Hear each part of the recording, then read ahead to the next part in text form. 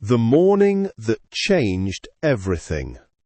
The next morning came slowly, like a soft breath over the quiet house. A light mist covered the garden, and the air felt cool and gentle. Everything looked calm, but inside Lucy, nothing felt calm at all. She hadn't slept well. Her mind wouldn't stop thinking about Edward, about the house, and about the strange feeling that something in her life had already started to change. So she left her room early and walked into the garden. The grass was wet under her feet, and the world felt quiet, almost like it hadn't fully woken up yet. Then she saw him. A man stood near the far trees, half hidden in the mist. He wasn't moving, as if he belonged to the silence. Lucy stopped. For a moment, she thought about going back. But something inside her said she shouldn't. The man turned slowly and looked at her. His eyes were deep and serious, and there was something in them she couldn't explain. They weren't cold, but they weren't warm either. They felt heavy. "Good morning," he said quietly.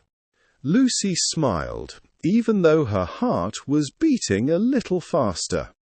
"Good morning." There was a short silence, but it didn't feel empty. It felt full, like both of them were thinking more than they were saying. "My name is Daniel," he said. "I'm a friend of Mr. Blackwood." "I'm Lucy," she replied. They started walking slowly, side by side, without planning to. "Do you often walk alone?" Daniel asked. "Sometimes," Lucy said. "When I feel too much, I like quiet places." Daniel looked at her for a moment. "That's rare," he said. "Most people feel a lot, but they don't accept it." Lucy didn't fully understand his words, but she felt something true in them. At that moment, a warm voice called her name. "Lucy!" It was Edward. He walked towards them with an easy smile, and suddenly everything felt lighter again. "There you are," he said. "I was looking for you." Lucy turned to him, and her face softened. "Good morning."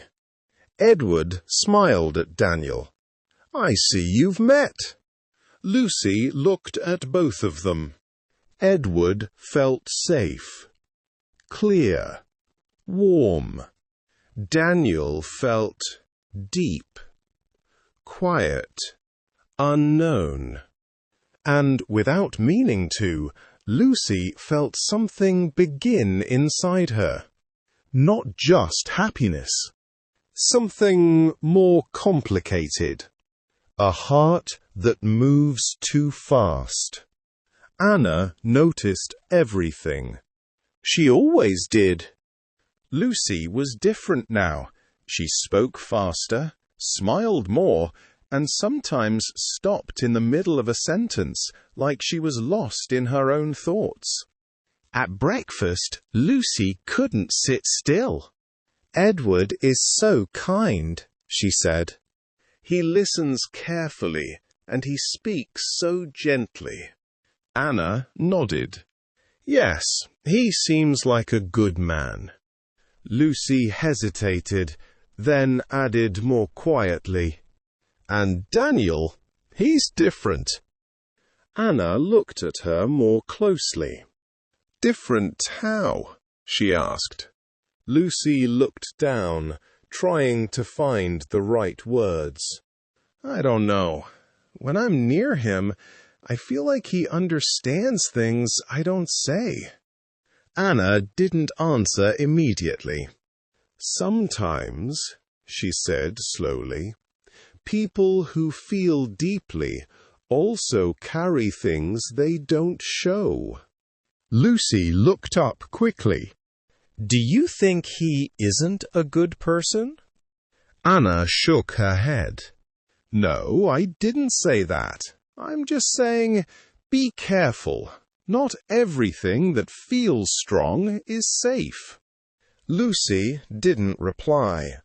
She didn't want to hear that, because her heart wasn't simple anymore. The dance between calm and fire. That evening, the house was full of soft music and warm light. Candles glowed, and quiet conversations filled the room. It wasn't a large gathering, but it felt special. Lucy stood near the window for a moment before joining the others. She wore a light blue dress, and her hair moved softly around her face. She looked calm, but she wasn't. Edward came to her. "May I have this dance?" he asked. Lucy smiled. "Yes." The music was slow and gentle. Dancing with Edward felt easy. His movements were careful, his touch respectful. Nothing felt confusing. "You seem thoughtful tonight," he said. "I am," Lucy answered. "I feel many things at once." Edward nodded. "That's all right," he said, "but you don't have to understand everything at once." Lucy felt calm with him, like everything could be simple again. Then the music changed, and across the room, Daniel was watching. Lucy felt it before she even looked. When Edward stepped away, Daniel came closer. "May I?" he asked quietly. Lucy hesitated, just for a second. Then she said, "Yes."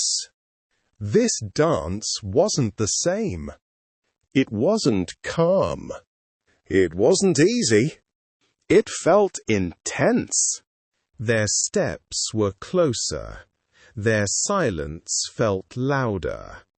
Lucy could hear her own heartbeat. She couldn't ignore it. And suddenly she understood something that scared her. Edward made her feel safe. Daniel made her feel alive. When feelings become a storm. The next day, the sky was grey.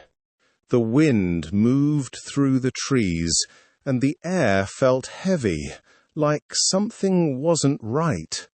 Lucy walked alone near the lake.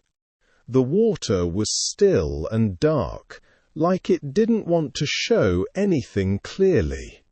She sat down. Her thoughts wouldn't stop. "Edward is good," she whispered. "He's kind. He's safe." But another voice inside her said, "But Daniel feels real." Lucy closed her eyes. "I don't understand my own heart." A quiet voice answered behind her. "You don't need to understand everything." She turned. Daniel stood there again.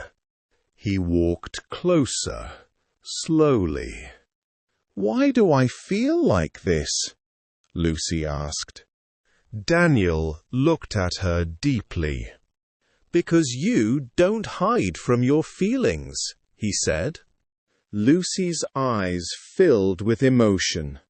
"And you?" she asked. Daniel paused. "I hide too much," he said. The wind moved around them. The moment felt heavy and close. Lucy stepped back. "I'm afraid," she said. Daniel nodded. "You should be." not as a warning, as the truth.